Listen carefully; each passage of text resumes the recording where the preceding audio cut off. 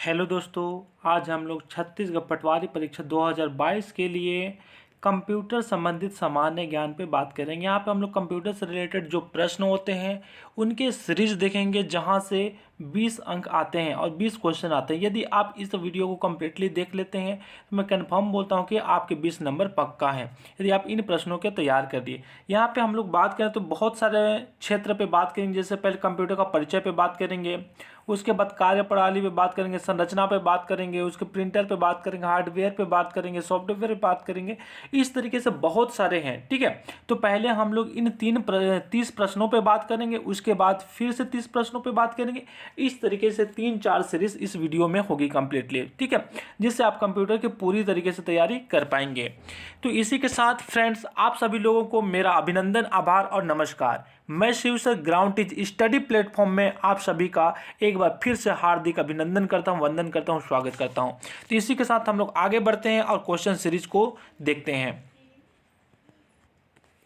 दोस्तों, पहला क्वेश्चन आपके सामने आ जाता है। यहाँ पे आप क्वेश्चन देख पाएंगे। पहला क्वेश्चन आपके सामने है, कंप्यूटर को हिंदी में क्या कहा जाता है? जी हाँ, बिल्कुल, कंप्यूटर को हिंदी में क्या कहा जाता है? तो आप देखेंगे इसका सही आंसर हो जाएगा फर्स्ट का सी, कंप्यूटर को हिंदी में संगणक कहा जाता है। यह बिल्कुल सही आंसर होगा।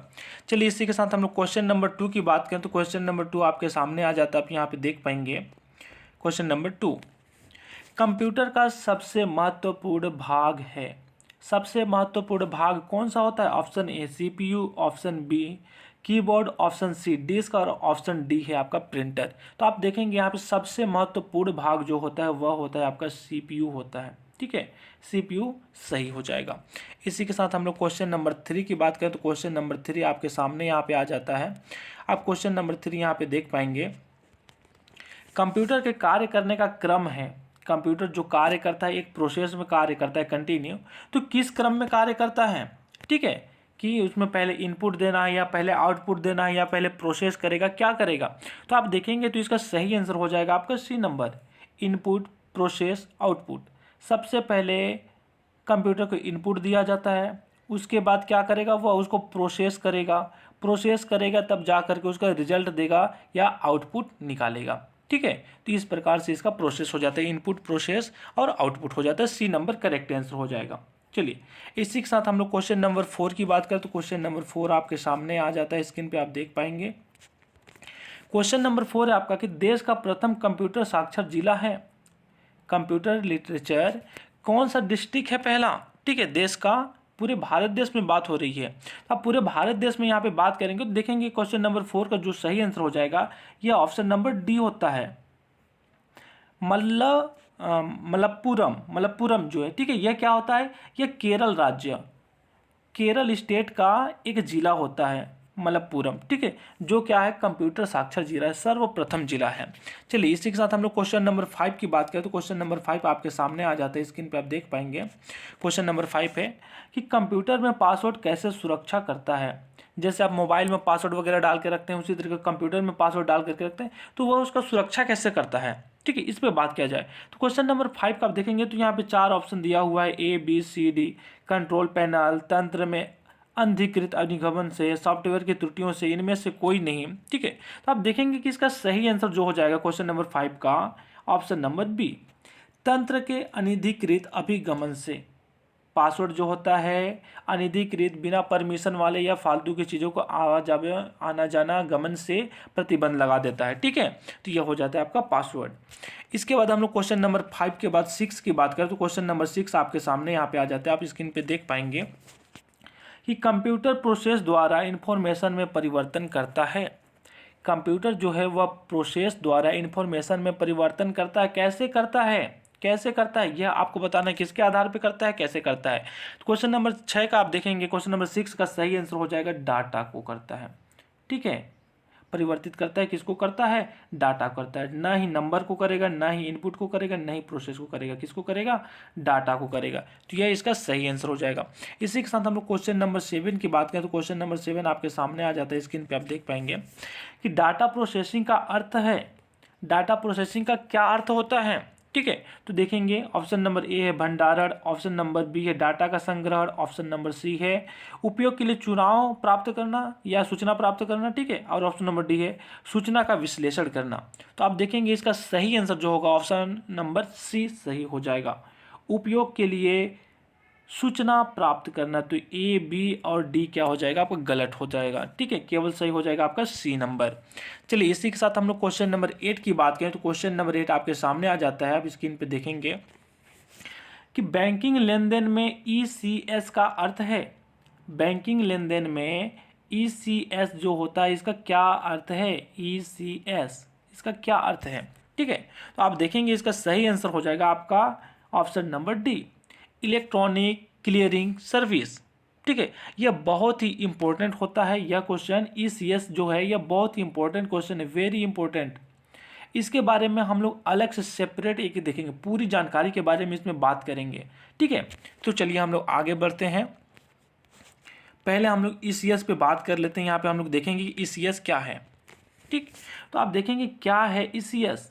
तो आपका क्रेडिट स्कोर बेहतर बने इसके लिए ज़रूरी है कि आप अपने सभी पेमेंट ड्यू डेट से पहले करें। जैसे आपका कोई डेट है कि बिल का बिजली बिल का पेमेंट करना है, गैस का पेमेंट करना है या पानी का पेमेंट करना है, तो जो डेट है, जैसे आपको यदि 5 तारीख को लास्ट डेट है, ठीक है, 5 फरवरी हो या 10 मार्च हो, जो भी डेट है, तो ड्यू डेट से आपको पहले करना है। तो इसके लिए ECS का उपयोग किया जाता है। अगर आप चाहें तो अपने बैंक अकाउंट से ECS सुविधा प्राप्त द्वारा सभी पेमेंट कर सकते हैं। आप यदि अपने बैंक अकाउंट से जा करके यह कराना चाहेंगे ECS, तो वहाँ पे सिस्टम लागू हो जाएगा ECS और आपका ड्यू डेट से पहले वहाँ पे पेमेंट हो जाएगा। आपसे परमिशन नहीं लेगा कि आपको पेमेंट करना है नहीं करना है, ऐसा सिस्टम आप करा सकते हैं, ठीक है। ECS वास्तव में एक सेवा है जिसकी मदद से ग्राहक एक बैंक अकाउंट से दूसरे अकाउंट में फंड ट्रांसफर कर सकता है। तो इस प्रकार का ECS क्या होता है, एक प्रकार का सेवा होता है। अगर आपको हर महीने SIP के जरिए म्यूचुअल फंड में निवेश करना है या आप हर महीने एक निश्चित तारीख को बिजली पानी टेलीफोन आदि का बिल पेमेंट करते हैं, तो आप इसके लिए बैंक को ECS मैंडेट दे सकते हैं। किसी लोन या क्रेडिट कार्ड पे भी ECS किया जा सकता है, ठीक है। तो यह था आपका ECS। चलिए हम लोग ECS के बारे में थोड़ी सी और जानकारी देखते हैं। तो ECS जो है वास्तव में 2 प्रकार का होता है। ECS जो है वो वास्तव में 2 प्रकार का होता है। कैसे होता है 2 प्रकार का, देखेंगे। पहले ECS क्रेडिट होता है और दूसरा होता है आपका ECS डेबिट, देखेंगे, है ना। तो डेबिट कार्ड तो आप समझते हैं हर किसी के पास है ना।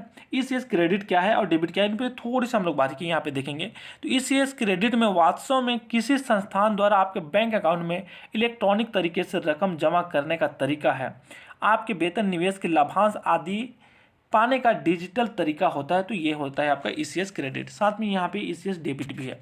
चलिए इसी के साथ हम लोग अगले क्वेश्चन की ओर बढ़ते हैं। क्वेश्चन नंबर 9 आपके सामने स्क्रीन पे आ जाता है। क्वेश्चन नंबर 9 पे हम लोग बात करें तो कंप्यूटर साक्षरता का अर्थ है, कंप्यूटर साक्षरता का क्या अर्थ होता है, आपको अर्थ बताना है। ऑप्शन नंबर अ है कंप्यूटर प्रोग्राम लिखना, केवल लिखने से क्या कोई साक्षर हो जाएगा। बी है कंप्यूटर की त्रुटि सुधारना, सुधारने से क्या वो साक्षर हो जाएगा। सी है कंप्यूटर की कार्य क्षमता का जानकारी रखना और डी है कंप्यूटर की कार्य प्रणाली का जानना, ठीक है। तो ये 4 ऑप्शंस हैं। तो आप यहाँ पे देखेंगे 9 का सही आंसर हो जाएगा ऑप्शन नंबर आपका सी। जब कंप्यूटर की कार्य क्षमता का जानकारी पूरी तरीके से हो जाता है तो वह होगा आपका कंप्यूटर साक्षरता, ठीक है। ऑप्शन नंबर सी आपका करेक्ट आंसर हो जाएगा। इसी के साथ हम लोग क्वेश्चन नंबर 10 की ओर बढ़े। तो क्वेश्चन नंबर 10 आपके सामने है। कंप्यूटर कौन सा कंप्यूटर का घटक या भाग नहीं है, इनपुट, आउटपुट, मेमोरी या बेसिक, इनमें से कौन सा नहीं है। तो जब आप कंप्यूटर को कुछ भी इनपुट करेंगे तभी तो वह क्या करेगा, कार्य करेगा, और जब कार्य करेगा तो वह क्या करेगा, आउटपुट देगा, जैसे प्रिंटर वगैरह के माध्यम से देता है, ठीक है। और क्या है, मेमोरी, तो बिना मेमोरी का तो कार्य कर ही नहीं सकता। तो एक ही तो बचा आपके पास, कौन सा, बेसिक नहीं है। तो यहाँ पे जो नहीं है वही तो पूछा है आपके पास, क्या नहीं है, तो बेसिक, ऑप्शन नंबर डी सही हो जाएगा, ठीक है, क्वेश्चन नंबर 10 का। चलिए इसी के साथ हम लोग क्वेश्चन नंबर 11 की बात करें। तो क्वेश्चन नंबर 11 आपके सामने आ जाता है। क्वेश्चन नंबर 11 देखेंगे कि कंप्यूटर के सभी मशीनरी या उपकरण को कहा जाता है, जो मशीनरी होते हैं, उपकरण होते हैं, उन्हें क्या कहा जाता है, हार्डवेयर कहा जाता है, सॉफ्टवेयर कहा जाता है, चिप्स कहा जाता है या इलेक्ट्रॉनिक उपकरण कहा जाता है। क्या कहा जाता है, ठीक है, जो कंप्यूटर की बात हो रही है। तो देखिए यहाँ पे हार्डवेयर क्या होता है, वे होते हैं जिसे हम छू सकते हैं, जिसके आधार पर वो कार्य करता है, हार्ड होता है, ठीक है। और सॉफ्टवेयर तो जनरली एप्लीकेशन होते हैं जिन्हें हम देख नहीं सकते, ठीक है। यहाँ पे चिप्स है, इलेक्ट्रॉनिक उपकरण है, ठीक है। तो आप यहाँ पे देखेंगे इसका सही आंसर हो जाए तो सभी मशीनरी की बात हो रहा है, किसी एक चिप्स की बात नहीं हो रही है अलग से, ठीक है, या केवल अलग एक उपकरण की बात नहीं हो रही, सभी मशीनरी उपकरण, ठीक है। तो यहाँ पे सही आंसर हो जाएगा आपका हार्डवेयर हो जाएगा, ठीक है। क्वेश्चन नंबर 11 का सही आंसर, करेक्ट आंसर हो जाएगा आपका ऑप्शन नंबर ये हार्डवेयर।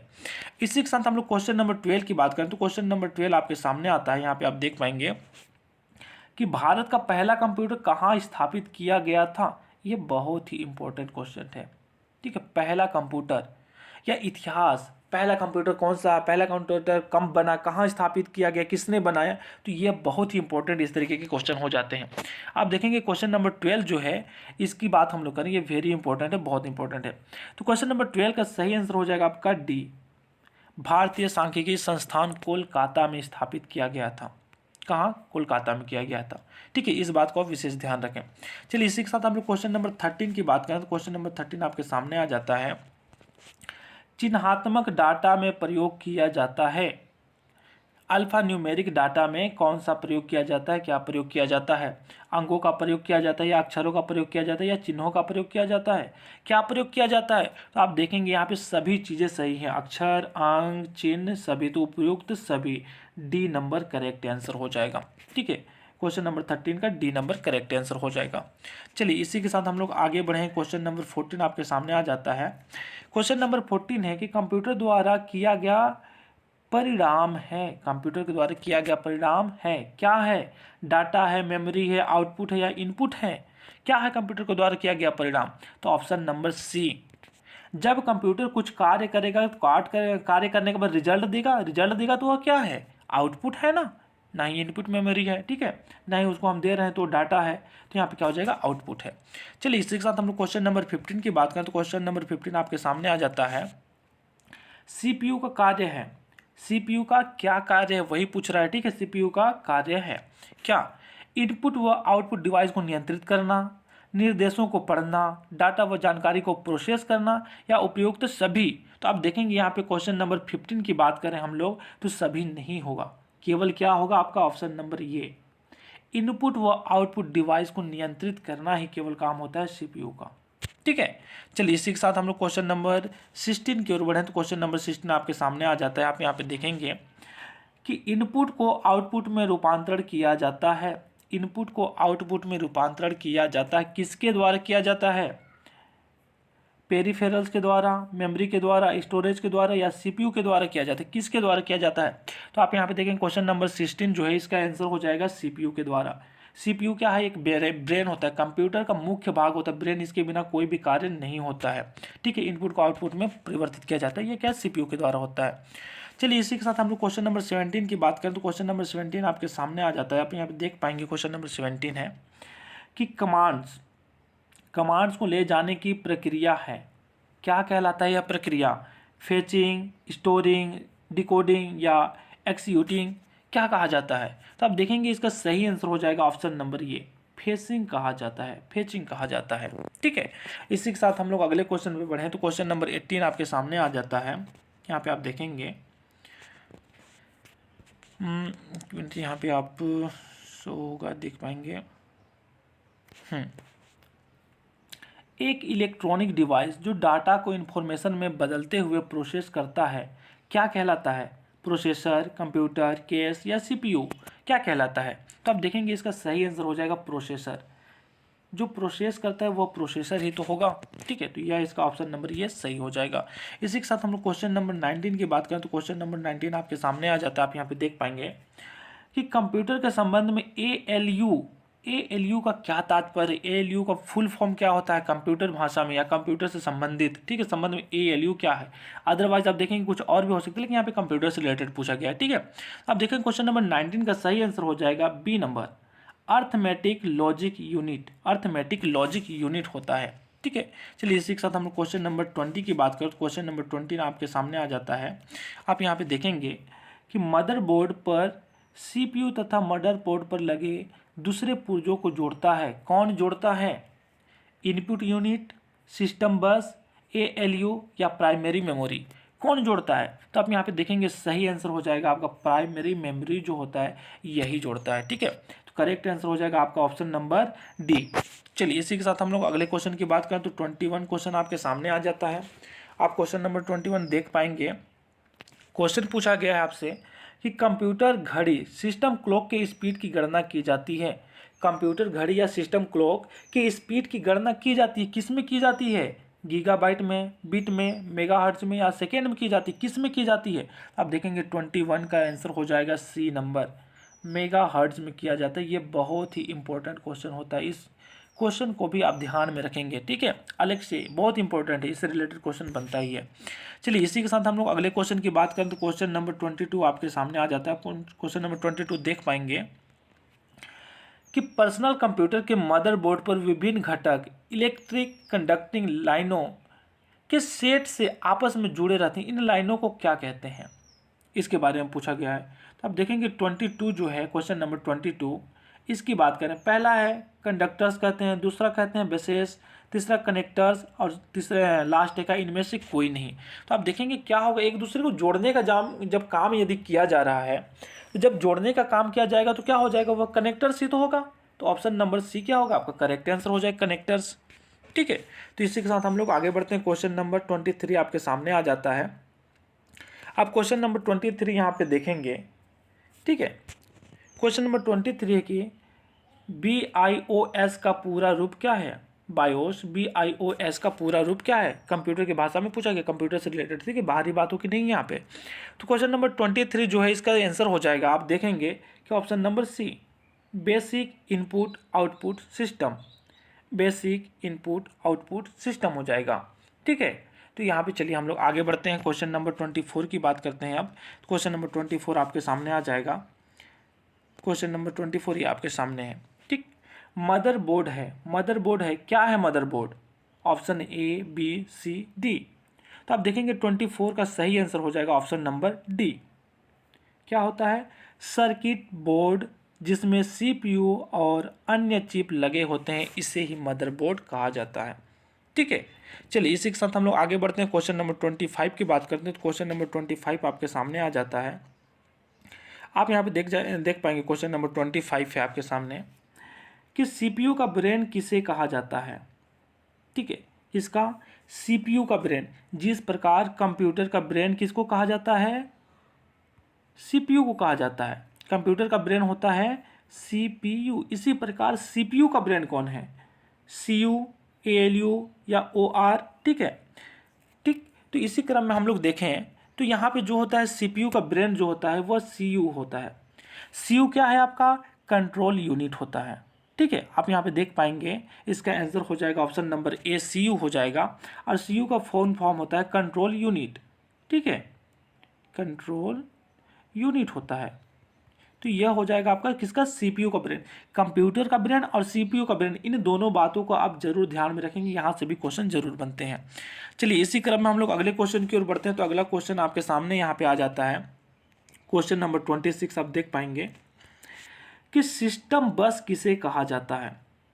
ये रोड पे चलने वाली बस नहीं है, है ना, कंप्यूटर की बात हो रही है यहाँ पे। सिस्टम बस किसे कहा जाता है? तो सिस्टम बस की यहाँ पे बात हो रहा है डाटा बस को या एड्रेस बस को या कंट्रोल बस को या उपयुक्त सभी को, किसको कहा जाता है? तो अब देखेंगे 26 जो है इसका आंसर हो जाएगा उपयुक्त सभी।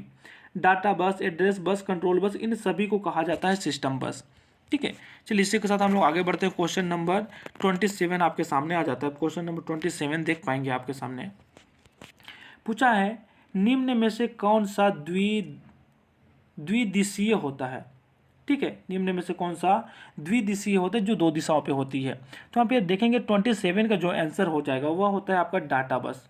केवल जो डाटा बस होता है वह द्विदिशीय होता है, इनपुट भी होगा आउटपुट भी होगा। ठीक है, ये द्विदिशीय होता है।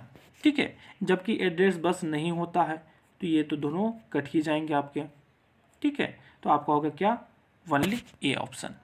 चलिए इसी के साथ हम लोग क्वेश्चन नंबर 28 की बात करें। तो क्वेश्चन नंबर 28 आपके सामने आ जाता है, आप यहाँ पे देख पाएंगे।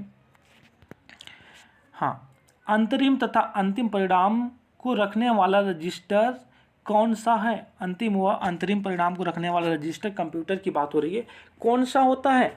ठीक है, आपके यहाँ ऑफिस में रखने वाला रजिस्टर नहीं है, अटेंडेंस रजिस्टर अलग होगा, एंट्री रजिस्टर अलग होगा, ठीक है, वह रजिस्टर नहीं है।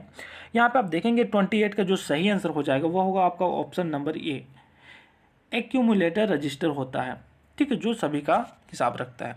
चलिए इसी के साथ हम लोग अगला बढ़ें, क्वेश्चन नंबर 29 की बात करें तो क्वेश्चन नंबर 29 आपके सामने आ जाता है। आप यहाँ पे देख पाएंगे निम्न में से कौन सा सिस्टम यूनिट में शामिल नहीं होता है, मदरबोर्ड, CPU, प्राथमिक मेमोरी या माउस, कौन सा सिस्टम यूनिट में शामिल नहीं होता है, ठीक है। तो आप यहाँ पे देखेंगे जो 29 की बात किया जाए तो मदरबोर्ड क्या है, इसके बिना कंप्यूटर नहीं चलेगा, CPU इसी में अटैच रहता है, मेमोरी इसी में अटैच रहता है, तो माउस का यह एक बाहर से होता है, तो यही तो नहीं होता है, जो नहीं होता है वही तो सही होगा। जब नहीं पूछा है तो यह क्या हो जाएगा आपका option number D, mouse correct answer हो जाएगा। चलिए इसी के साथ हम लोग क्वेश्चन नंबर लास्ट देखें, 30 देखें। ये पहला सीरीज जो था जो आपका परिचय से रिलेटेड था, ठीक है, सामान्य जानकारी से, तो यहाँ से 30 क्वेश्चन कंप्लीट हो जाएंगे। इसके बाद हम लोग दूसरा सीरीज इसी में स्टार्ट करेंगे, वह 30 क्वेश्चन होगा। इसी प्रकार मैं 2-3 चैप्टर में डिवाइड करके यह पूरा सीरीज बना रहा हूँ जिसमें आप पूरी तरीके से तैयारी कर पाएंगे। साथ ही आपने अभी तक हमारे चैनल को लाइक नहीं किया तो लाइक कीजिए, शेयर कीजिए और सब्सक्राइब कीजिए। जब तक आप सब्सक्राइब नहीं करेंगे, लाइक नहीं करेंगे, मुझे मोटिवेशन नहीं मिलेगा। जब मुझे मोटिवेशन नहीं मिलेगा तो मैं आपके लिए अच्छा कंटेंट कैसे ला पाऊंगा, ठीक है। आपका सपोर्ट ही मेरे लिए बहुत बड़ा मोटिवेशन होगा, तो आप सपोर्ट कीजिए, मैं बहुत अच्छे कंटेंट आपके सामने लाऊंगा। यहाँ पे अगला क्वेश्चन है आपका, क्वेश्चन नंबर 30 की बात करें तो यहाँ पे क्वेश्चन है निम्नलिखित में तीव्रतम मेमोरी कौन सा है, निम्नलिखित में तीव्रतम मेमोरी कौन सा है, सबसे ज़्यादा रैम, रोम, कैच मेमोरी या हार्ड डिस्क, कौन सा होता है। आप देखेंगे 30 का जो होगा ये सबसे सही आंसर हो जाएगा आपका C, option number C, cache memory ही होता है तीव्रतम मेमोरी, यह करेक्ट आंसर हो जाएगा, ठीक है। Hello friends, computer question series के इस भाग में हम लोग कंप्यूटर से संबंधित सामान्य ज्ञान पे चर्चा करेंगे जिसमें 30 क्वेश्चंस होंगे।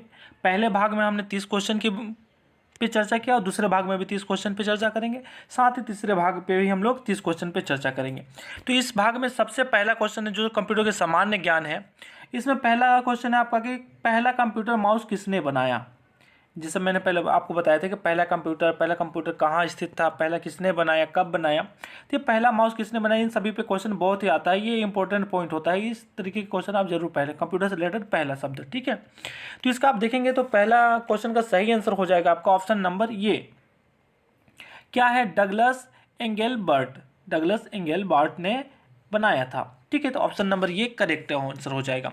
चलिए इसी के साथ हम लोग क्वेश्चन नंबर 2 की बात करें तो क्वेश्चन नंबर 2 आपके सामने आ जाता है। आप क्वेश्चन नंबर 2 देखेंगे, पूछा है ट्रैक बॉल किसका उदाहरण है, ठीक है।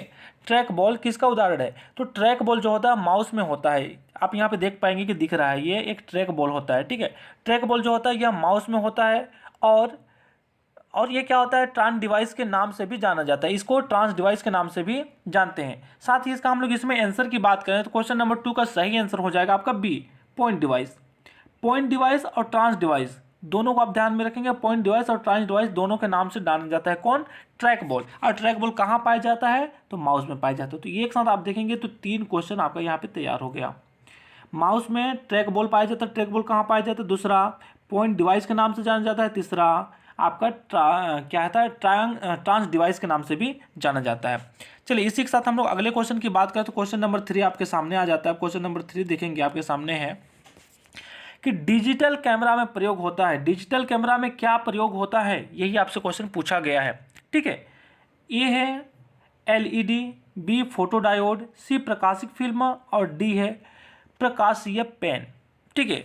तो क्या यहाँ पे प्रयोग किया जाता है, आप देखेंगे तो इसका सही आंसर हो जाएगा क्वेश्चन 3 का सी, प्रकाशीय फिल्म, सॉरी सी नहीं होगा, इसका आंसर होगा आपका B number, photo diode. Question number 3 का बी करेक्ट आंसर होगा फोटो डायोड। डायोड की बात करें तो आप डायोड देखे होंगे कि इस तरीके से होता है, ठीक है, इस तरीके का डायोड होता है। आप फिजिक्स में पढ़े होंगे कि डायोड इस तरीके का होता है जो किसी भी सर्किट में लगा होता है, सर्किटों में यह लगा होता है, यह होता है आपका डायोड, ठीक है। इसी के साथ हम लोग क्वेश्चन नंबर 4 की बात करें तो क्वेश्चन नंबर 4 आपके सामने आ जाता है। यहाँ पे देखेंगे कि लेजर प्रिंटर में प्रयोग होता है, लेजर प्रिंटर में प्रयोग होता है, क्या होता है लेजर प्रिंटर में प्रयोग, लेजर बीम, प्रकाशीय ड्रम, आवेशित स्थानीय टोनर, उपयुक्त सभी, क्या होता है।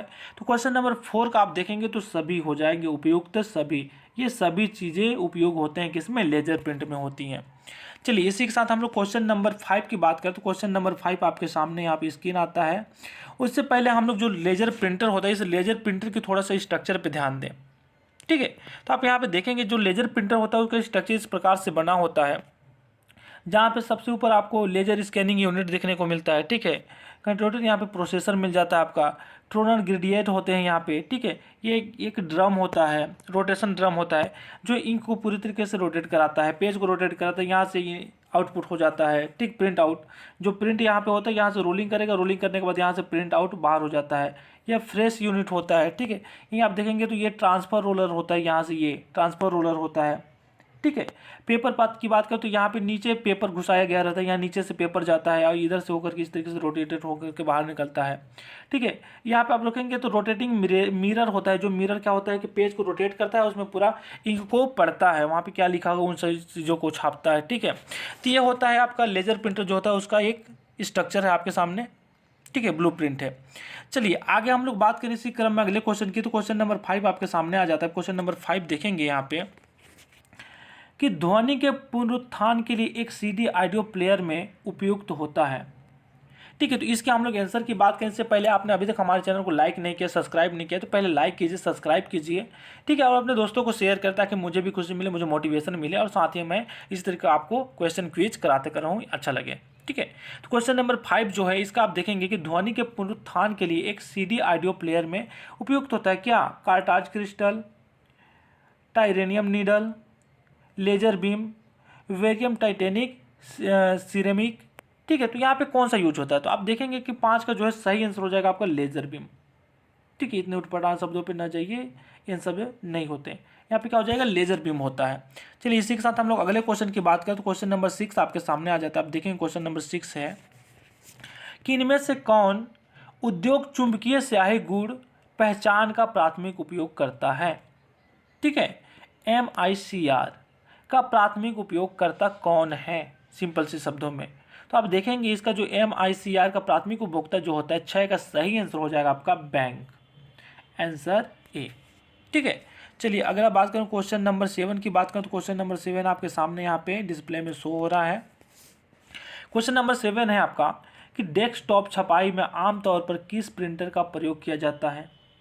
Daisy wheel printer, dot matrix printer, laser printer या इनमें से कोई नहीं? कौन सा प्रिंटर का उपयोग किया जाता है डेस्कटॉप छपाई में आमतौर पर? ठीक है, तो आप यहाँ पे देखेंगे क्वेश्चन नंबर 7 जो है इसका सही आंसर हो जाएगा आपका सी, लेजर प्रिंटर।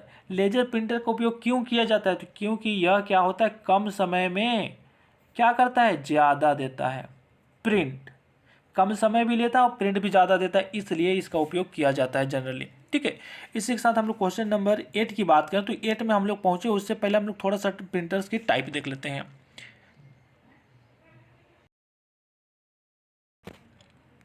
तो यहाँ पे आप प्रकार देख पाएंगे टाइप्स ऑफ प्रिंटर, प्रिंटर के कितने प्रकार, क्योंकि प्रिंटर एक बहुत इंपॉर्टेंट टॉपिक होता है। क्या है इंपॉर्टेंट टॉपिक? प्रिंटर से कन्फर्म है 3 क्वेश्चन आपके बनेंगे ही बनेंगे।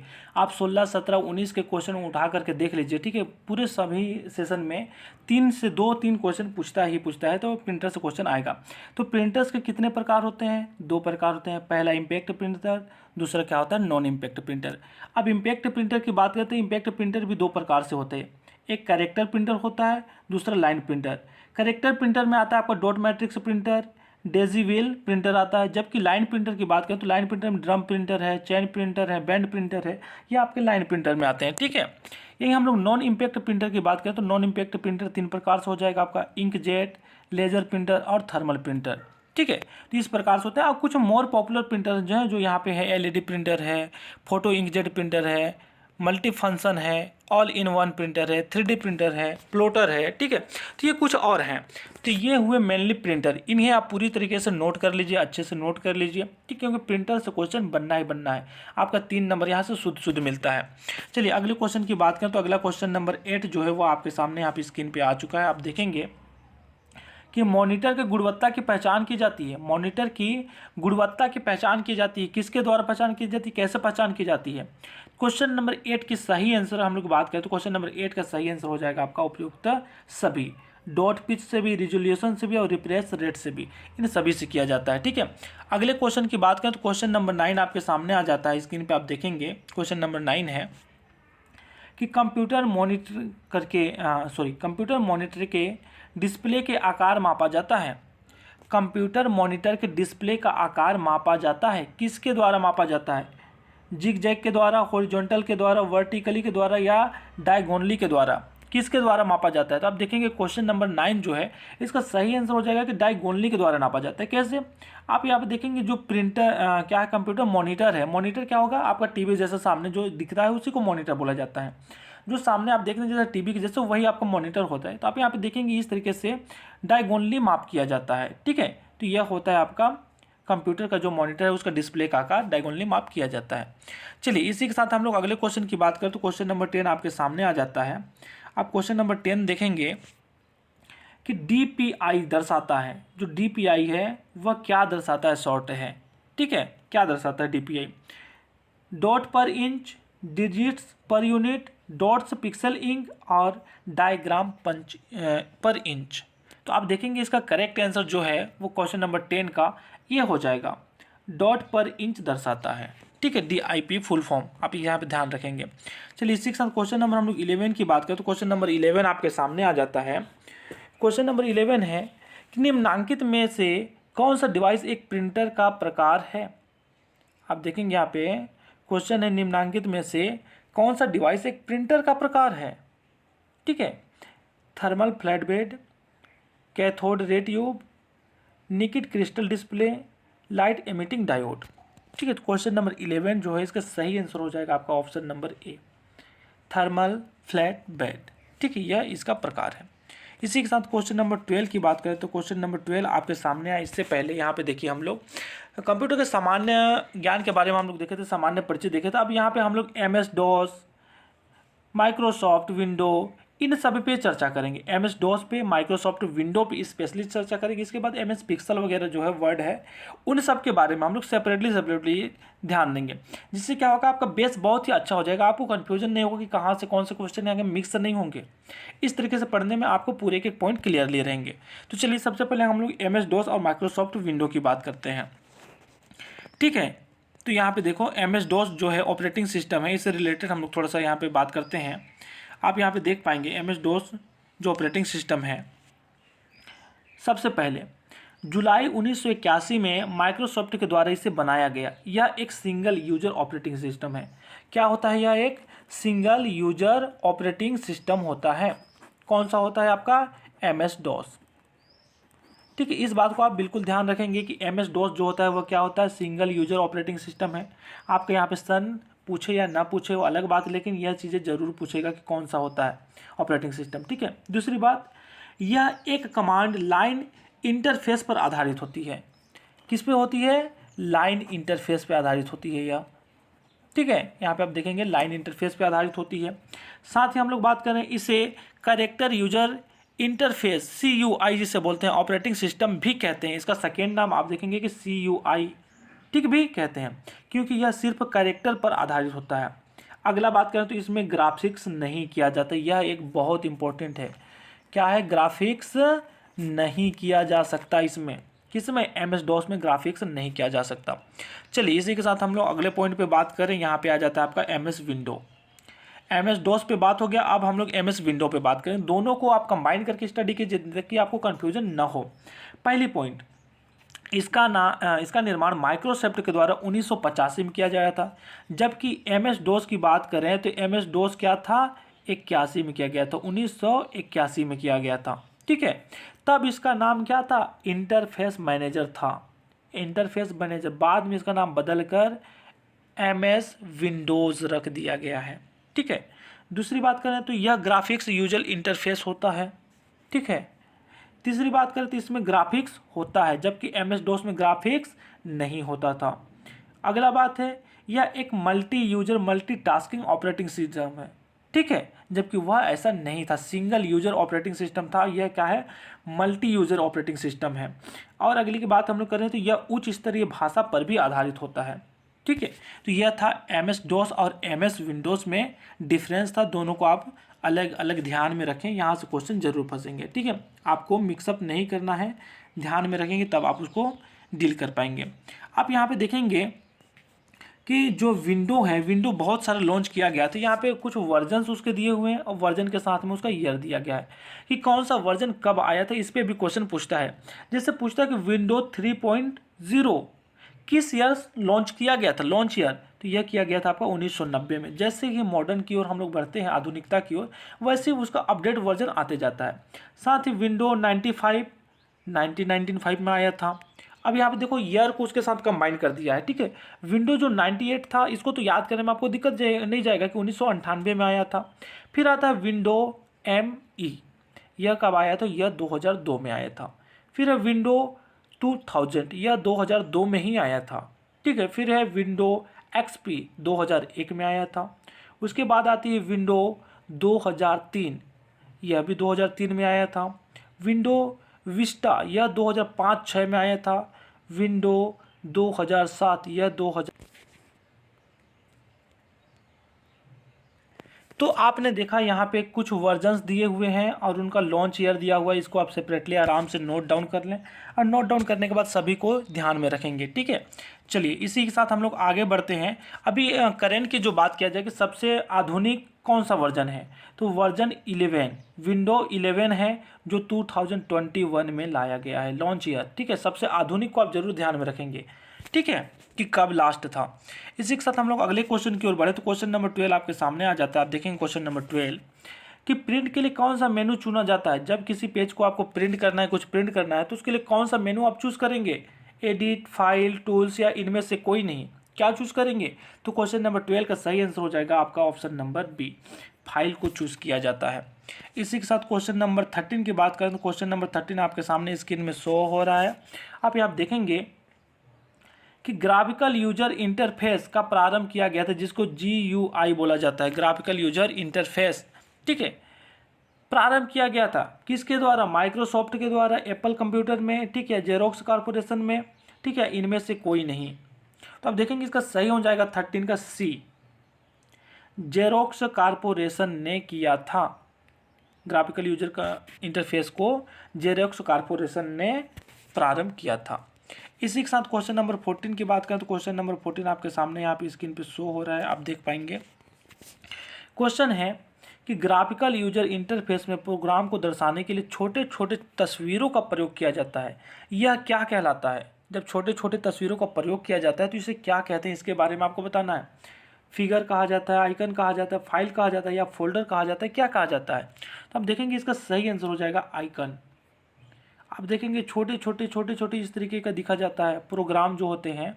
जैसे आप एप्लीकेशन को मान लो कि एप्लीकेशन को सामने देखने के लिए हर किसी का अलग अलग होता है। जैसे क्रोम को अलग तरीके से दर्शाते हैं, गूगल को जी से दर्शाते हैं, आप देखोगे यूट्यूब को रेड टाइप से दर्शाते हैं। तो हर किसी का अलग अलग आइकॉन है, तो इसे आइकॉन कहा जाता है। चलिए अगले क्वेश्चन की हम लोग बात करें, क्वेश्चन नंबर 15 की बात करें तो क्वेश्चन नंबर 15 आपके सामने आ जाता है कि वर्ड डॉक्यूमेंट फाइल एक्सटेंशन नाम होता है। वर्ड डॉक्यूमेंट फाइल एक्सटेंशन नाम होता है, कैसे। तो देखो जैसे हम लोग डॉक्यूमेंट की बात करें तो डॉक्यूमेंट को .doc बोल देते हैं, ठीक है। इमेज वगैरह होता है तो .png हो जाता है, jpg हो जाता है, img हो जाता है, ठीक है। इसी प्रकार वर्ड डॉक्यूमेंट को किस एक्सटेंशन नाम से दर्शाया जाता है, यहाँ पे पूछा गया।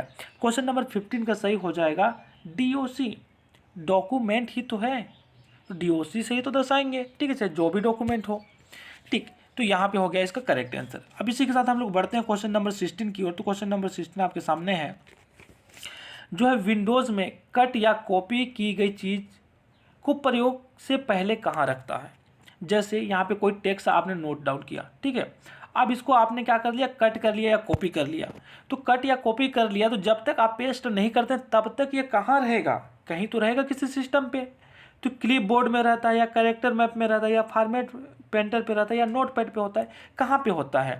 तो यह जो है आपका करेक्ट आंसर है कि क्लिप बोर्ड में रहता है, ठीक है। जैसे आप कीबोर्ड में जाते हैं वहाँ पे आप देखेंगे सामने दिखाता है क्लिप बोर्ड कॉपी या पेस्ट करके, ठीक है। तो ये कहाँ रहता है, क्लिप बोर्ड में रहता है। इसी के साथ हम लोग आगे बढ़े, क्वेश्चन नंबर 70 की बात करें तो क्वेश्चन नंबर 17 आपके सामने आ जाता है।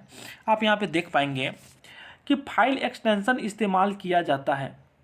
फाइल एक्सटेंशन इस्तेमाल किया जाता है, किसके लिए इस्तेमाल किया जाता है, फाइल को नाम देने के लिए, फाइल के प्रकार को पहचानने के लिए, फाइल के नाम को पहचानने के लिए, ठीक है, या इनमें से कोई नहीं। तो आप देखेंगे इसका सही आंसर जो है वह हो जाएगा ऑप्शन नंबर बी, फाइल के प्रकार को पहचानने के लिए दिया जाता है फाइल एक्सटेंशन, ठीक है, जैसे डॉट इमेज है, डॉट डॉक्यूमेंट, डॉट पीएनजी है, तो उसको प्रकार को पहचानने के लिए दिया जाता है। नाम तो हर कोई एडिट कर देता है ना, रीनेम कर देते हैं, तो उसके प्रकार को पहचानने के लिए एक्सटेंशन दिया जाता है।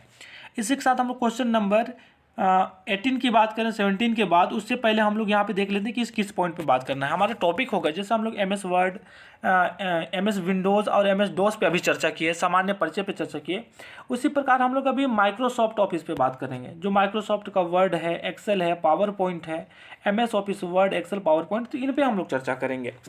मैं पूरी तरीके से हर एक पॉइंट को, हर एक चैप्टर को अलग से सेपरेट कर दिया हूँ, ताकि आपको पढ़ने में किसी तरीके की कोई कन्फ्यूजन ना हो और आप आसानी से बहुत अच्छे से तैयारी कर सकें, ठीक है। तो इसी के साथ आपने हमारे चैनल को लाइक नहीं किया, सब्सक्राइब नहीं किया, तो जल्द से लाइक कर दो यार, अब तो घंटा बजा दो, लाइक कर दो, इतनी भी क्या, ठीक है, ताकि मुझे भी तो कुछ मोटिवेशनल मिल सके। चलिए आगे हम लोग बढ़ते हैं, क्वेश्चन अगले देखते हैं। तो लाइक कीजिए, सब्सक्राइब कीजिए, घंटा बजा दीजिए, बहुत बढ़िया। चलिए क्वेश्चन नंबर 18 आपके सामने आ जाता है। आप देखेंगे कि MS वर्ड प्रयोग किया जाता है। MS वर्ड किसके लिए प्रयोग जाता है, किस हेतु प्रयोग किया जाता है, यह पूछा गया आपसे। चित्र डाटा संशोधन हेतु, टेक्स्ट डाटा संशोधन हेतु, या संख्यात्मक डाटा संशोधन हेतु, या इनमें से कोई भी नहीं, किसके लिए यूज किया जाता है, यह पूछा गया आपसे, ठीक है। तो आप देखेंगे इसका सही आंसर हो जाएगा option number B. MS word जो होता है केवल टेक्स्ट होता है, वहाँ पे चित्र वगैरह नहीं होता है, ठीक है। तो टेक्स्ट डाटा के संशोधन हेतु यूज किया जाता है। चलिए इसी के साथ हम लोग अगले क्वेश्चन की बात करें। तो अगला क्वेश्चन है यहाँ पे आपका क्वेश्चन नंबर 19। MS एक्सेस एक प्रोग्राम है। MS एक्सेस एक प्रोग्राम है। कौन सा प्रोग्राम है, डाटाबेस प्रोग्राम, प्रेजेंटेशन प्रोग्राम, या वर्ड, या स्प्रेडशीट, कौन सा प्रोग्राम है। तो आप देखेंगे इसका सही आंसर हो जाएगा MS एक्सेस जो है वह डाटाबेस प्रोग्राम होता है, ठीक है। इसी के साथ हम लोग क्वेश्चन नंबर 20 की बात करें। तो क्वेश्चन नंबर 20 आपके सामने आ जाता है। आप यहाँ पे देखेंगे कि नए डॉक्यूमेंट के लिए कीबोर्ड शॉर्टकट है। अगर नया डॉक्यूमेंट आपको बनाना है तो उसके लिए कौन सा शॉर्टकट कीवर्ड आप यूज करेंगे, ठीक है, यह पूछा गया है। तो इसका आप देखेंगे तो सही आंसर हो जाएगा आपका बी नंबर, Ctrl+N का यूज किया जाता है, ठीक है। इसी के साथ हम लोग अगले क्वेश्चन की ओर बढ़े। तो क्वेश्चन नंबर 21 आपके सामने आ जाता है। आप यहाँ पे क्वेश्चन देख पाएंगे। क्वेश्चन है आपके सामने, माइक्रोसॉफ्ट वर्ड में यूजर द्वारा सेलेक्ट किए गए टेक्स्ट को सेंटर अलाइन करने के लिए शॉर्टकट बटन है। कौन सा बटन का यूज करते हैं सेंटर अलाइन। जैसे यहाँ पे मैं दिखाऊँ आपको कि जो माइक्रोसॉफ्ट वर्ड है, यहाँ पे इस तरीके से लाइनिंग ही इसमें आपको लिखना है। आपने यहाँ पे जैसे लिखा है हाई या कुछ भी लिखा है, इसको इस सेंटर पॉइंट में आपको लाना है। तो इसके लिए आपको कौन सा शॉर्टकट को यूज करेंगे, कौन से बटन का यूज करेंगे, ठीक है। तो इसका जो करेक्ट आंसर है वो हो जाएगा आपका Ctrl+E का यूज किया जाता है सेंटर पे लाने के लिए। इसी के साथ हम लोग अगले क्वेश्चन की बात करें। तो क्वेश्चन नंबर 22 आपके सामने आ जाता है। आप क्वेश्चन नंबर 22 देखेंगे, यहाँ है एक्सेल वर्कबुक संग्राहक है। एक्सेल वर्कबुक संग्राहक है क्या चीज़ का, चार्ट का है, वर्ड बुक का है, या वर्कशीट का है, या इन सभी का है, किसका है, इनमें से पूछा गया है। आपका एक्सेल जो वर्क बुक होता है वह किसका संग्राहक, किसको स्टोर करता है। स्टोरेज की बात हो रहा है यहाँ, संग्राहक मतलब स्टोरेज की बात कर रहा है, ठीक है, किसका स्टोरेज करता है।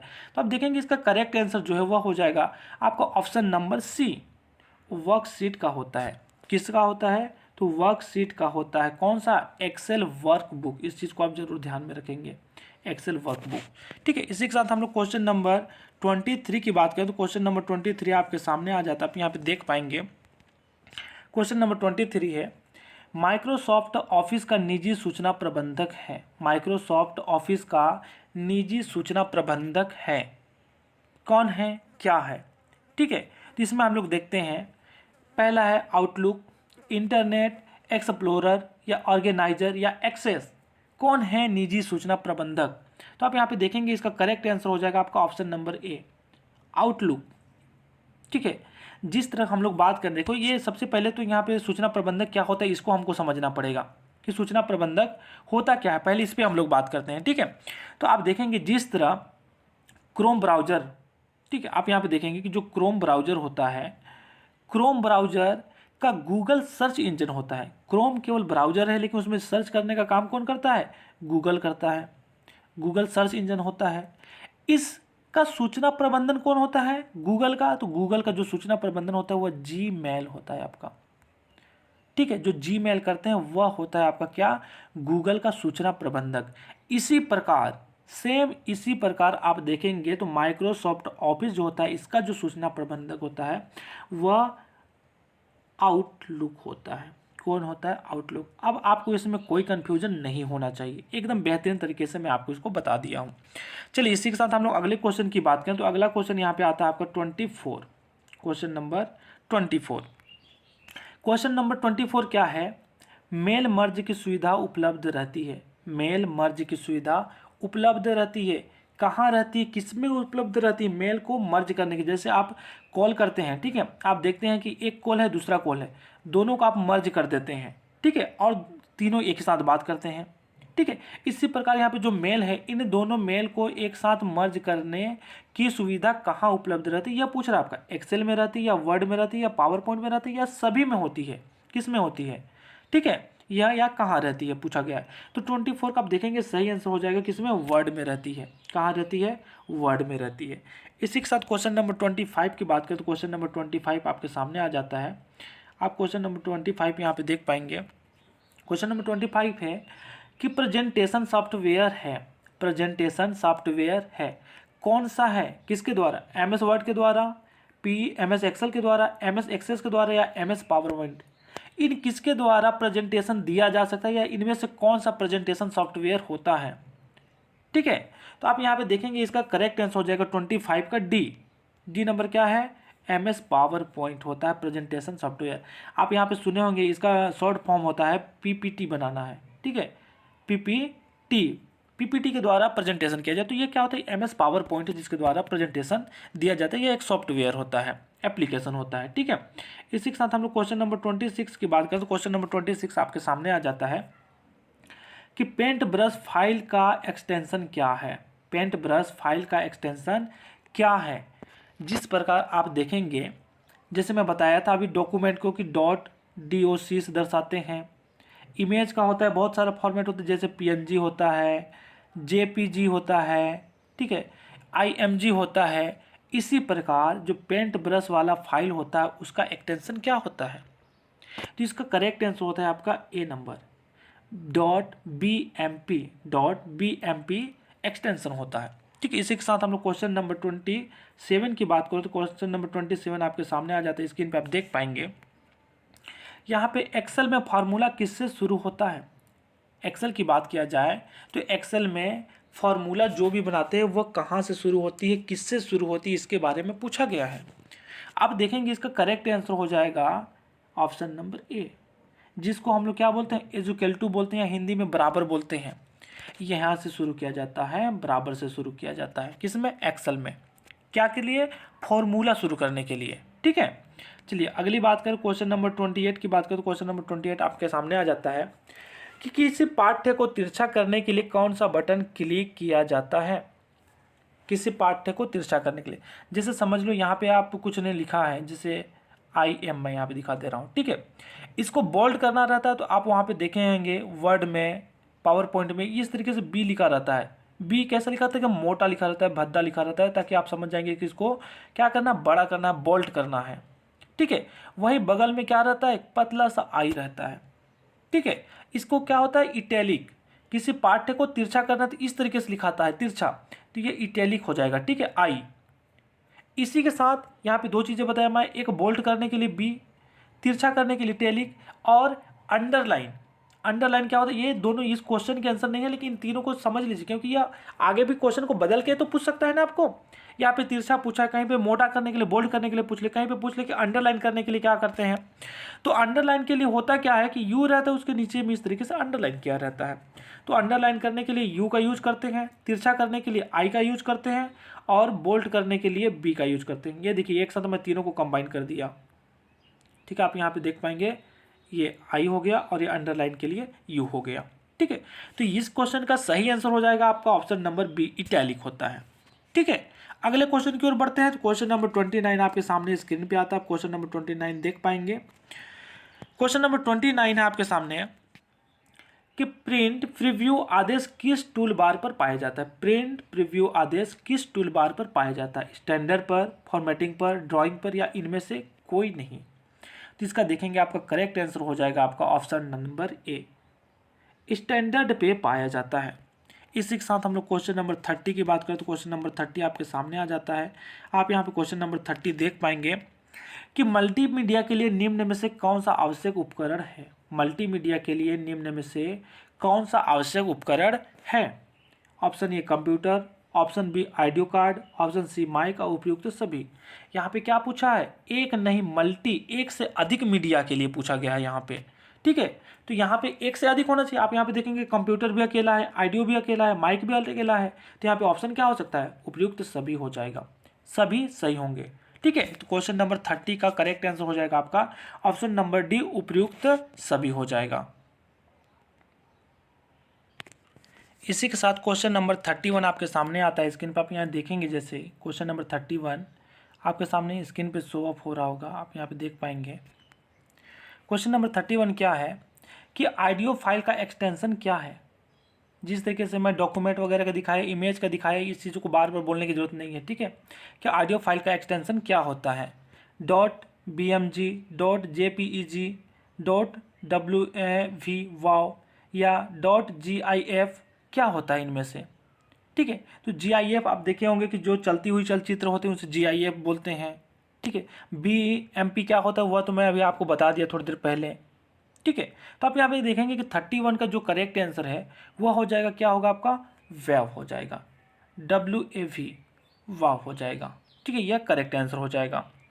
इसी के साथ हम लोग अगले क्वेश्चन की ओर बढ़ें। तो अगला क्वेश्चन आपके सामने यहाँ पे आ जाता है। आप देखेंगे क्वेश्चन नंबर 32। क्वेश्चन नंबर 32 ये रहा क्वेश्चन नंबर 32 जो आपको स्क्रीन पे शो हो रहा है। वीडियो मेल से हम क्या भेज सकते हैं। ठीक है, graphics, video clips, video message या उपयुक्त सभी।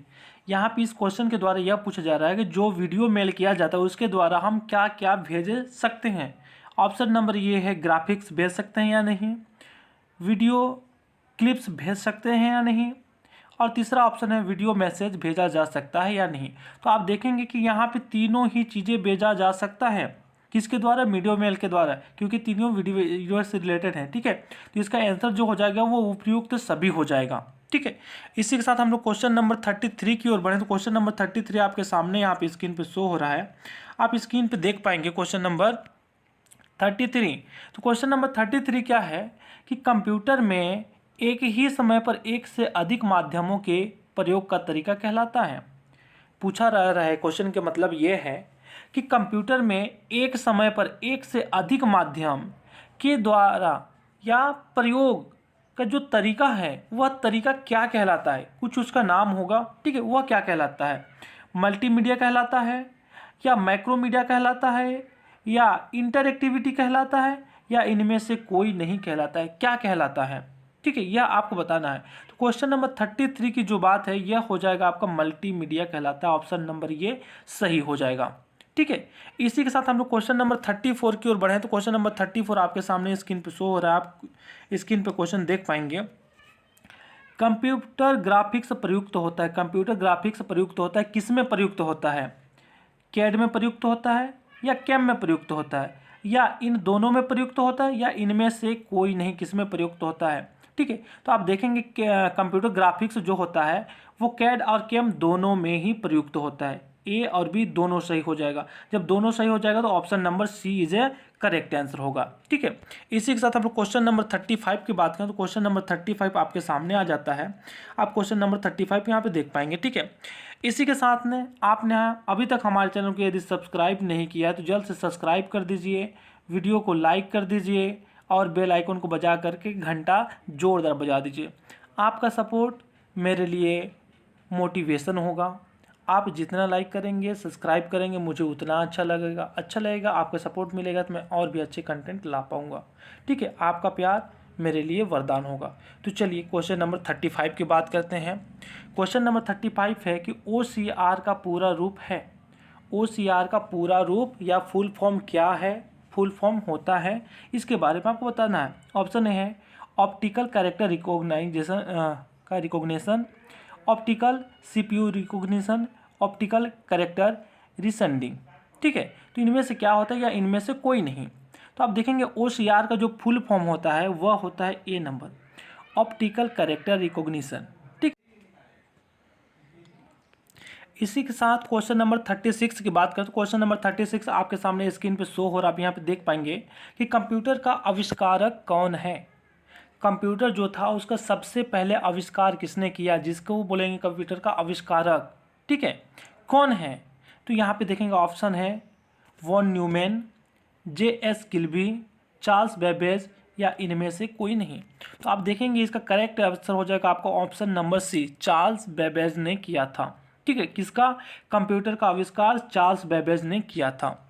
इसी के साथ हम लोग क्वेश्चन नंबर 37 की बात करें तो क्वेश्चन नंबर 37 आपके सामने यहाँ पे स्क्रीन पे शो हो रहा है। आप देख पाएंगे कि सबसे पहला कंप्यूटर का नाम क्या था, जो प्रथम कंप्यूटर था तो उसका नाम क्या रखा गया था। अब तो है ना, ठीक है, तो पहले कंप्यूटर का नाम क्या था, एटरिस, इनिएक, टेंडी या नोवेला, इनमें से क्या रखा गया था। तो आप देखेंगे इसका सही नाम हो जाएगा इनिएक। ठीक है, इनिएक जो है इसका सबसे पहले कंप्यूटर का नाम रखा गया था, इनिएक रखा गया था। इसी के साथ हम लोग क्वेश्चन नंबर 38 की बात करें तो क्वेश्चन नंबर 38 आपके सामने यहाँ पे स्क्रीन पे शो हो रहा है। आप क्वेश्चन देख पाएंगे कि 38 जो क्वेश्चन है यह पूछा गया है कि आधुनिक कंप्यूटर की खोज सर्वप्रथम कब हुई थी। जो आधुनिक खोज है अभी के वर्तमान स्थिति में, जिस तरह के कंप्यूटर पहले की बात किया जाए तो जो इतिहास में जो क्वेश्चन थे, हिस्ट्री में थे, वह बहुत बड़ा हुआ करते थे। ठीक है, प्रथम के जो कंप्यूटर थे वो एक पूरे कमरे में, पूरे हॉल में आ जाते थे। उसके लिए बहुत सारे सिस्टम की आवश्यकता होती थी। जब आधुनिक कंप्यूटर की खोज की गई तो हर उसके पार्टिकल्स को, हर हार्डवेयर को छोटा कर दिया गया। ठीक है, जब छोटा कर दिया गया तो वह आधुनिक कंप्यूटर के रूप में हुए। तो यह आधुनिक कंप्यूटर के सबसे प्रथम, पहला या सबसे प्रथम खोज कब हुई थी, इसके बारे में पूछ रहा है। तो सबसे यहाँ पे प्रथम आप देखेंगे तो ऑप्शन है 1949, 1951, 1946 या 1947। आप यहाँ पे देख पाएंगे कि इसका करेक्ट आंसर हो जाएगा सी नंबर, 1946 में सर्वप्रथम आधुनिक कंप्यूटर की खोज की गई थी। ठीक है, यहाँ पे आधुनिक की बात हो रही है। ठीक है, सर्वप्रथम और आधुनिक, आप ये नहीं बोलेंगे सबसे पहले, आधुनिक की सर्वप्रथम। इसी के साथ हम लोग क्वेश्चन नंबर 39 की बात करें तो क्वेश्चन नंबर 39 आपके सामने स्क्रीन पे शो हो रहा है। आप देख पाएंगे कि कंप्यूटर के क्षेत्र में महान क्रांति कब से आई। कंप्यूटर तो पहले से चलो ज्ञात था, खोज कर लिया गया, तो जो इतिहास में, पुराने में, हिस्ट्री में बहुत बड़ा हुआ करता था। लेकिन और इसके बाद क्या हुआ कि इसमें जो आधुनिक कंप्यूटर था वह भी खोज कर लिया गया। लेकिन इसमें क्रांति कब आई, इसकी प्रचलन बहुत ज़्यादा कब बढ़ी, इसकी उपयोगिता कब बढ़ी, यूज कब से बढ़े, प्रचलन में कब आए, बहुत ज़्यादा कब यूज करने लगे या इसकी आवश्यकता महसूस होने लगी। ठीक है, इंपॉर्टेंस आने लगे, वह होगा इसका क्रांति, जब इसकी मोड़ पकड़ लेते हैं, बोलते हैं ना मार्केटिंग पकड़ लिया है, वही चीज़ ये कब से आई उसके बारे में पूछा जा रहा है। तो यहाँ पे है ऑप्शन ए है 1977 में, ऑप्शन बी है 2000 में, ऑप्शन सी है 1955 में या ऑप्शन डी है 1960 में।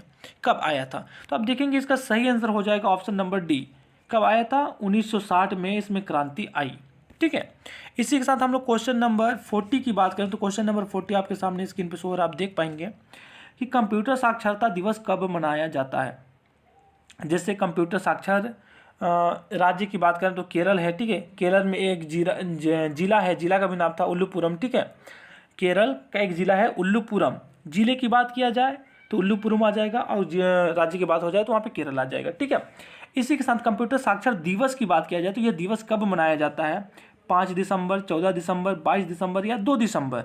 दिसंबर तो कंफर्म है ना, अब इसमें से डेट आपको देखना है। तो अब देखेंगे इसका करेक्ट आंसर हो जाएगा ऑप्शन नंबर डी, 2 दिसंबर को मनाया जाता है। क्या मनाया जाता है, कंप्यूटर साक्षरता दिवस मनाया जाता है।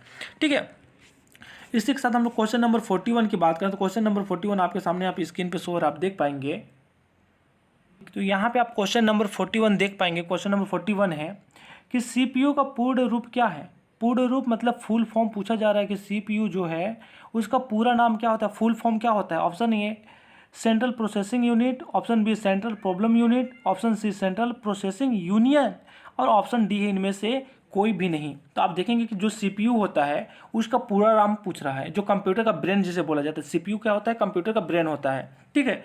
और सीपीयू का ब्रेन, कंप्यूटर का ब्रेन सीपीयू है और सीपीयू का ब्रेन सीयू है, कंट्रोल यूनिट, ठीक है। तो यहाँ पे सीपीयू का फुल फॉर्म पूछा जा रहा है। आप देखेंगे कि सीपीयू का जो फुल फॉर्म होता है वह होता है आपका central processing unit. Option number A is a correct answer हो जाएगा। इसी के साथ हम लोग क्वेश्चन नंबर 42 की बात करें तो क्वेश्चन नंबर 42 आपके सामने आ जाते हैं, स्क्रीन पर आप देख पाएंगे।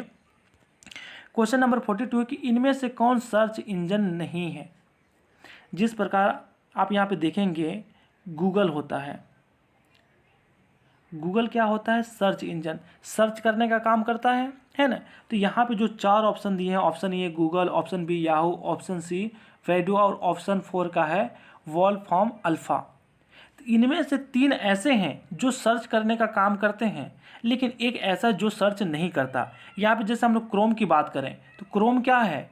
एक ब्राउज़र है, न कि सर्च इंजन है, ठीक है। तो हम लोग यहाँ पे देखें तो यहाँ पे गूगल क्या है? सर्च इंजन है। याहू सर्च इंजन है। बैडू यह भी सर्च इंजन है। तो बचा क्या?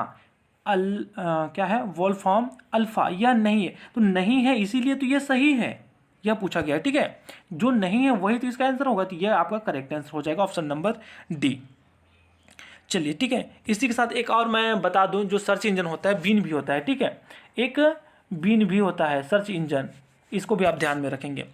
इसी के साथ हम लोग क्वेश्चन नंबर 43 की ओर बढ़ें तो क्वेश्चन नंबर 43 आपके सामने डिस्प्ले पे शो हो रहा है। आप यहाँ देख पाएंगे कि निम्न में कौन इनपुट इकाई है। इनपुट इकाई, इनपुट क्या होता है? जो कंप्यूटर को डाटा दे सके। जैसे मैं आपको कॉपी दे रहा हूँ, इनपुट कर रहा हूँ, आपको पेन दे रहा हूँ, कॉपी दे रहा हूँ, आपको खाना दे रहा हूँ, इनपुट दे रहा हूँ, ठीक है। तो कंप्यूटर में जिस तरीके से हम दे सकें वह क्या होगा? इनपुट। किसी भी चीज़ को हम दे सकें वह इनपुट कहलाएगा, कमांड, ठीक है, वह इनपुट कहलाएगा। तो जैसे प्रोसेस यहाँ पे क्या होता है आप देखेंगे तो सबसे पहले इनपुट होता है, फिर प्रोसेस होता है, उसके बाद आपको आउटपुट मिलता है बाहर, ठीक है। जैसे हार्ड कॉपी मिलता है, सॉफ्ट कॉपी मिलता है, वो आउटपुट हो गया। तो यहाँ पे आप देखेंगे माउस भी इनपुट का काम करता है, कीबोर्ड भी इनपुट का काम करता है, स्कैनर भी इनपुट का काम करता है, ठीक है।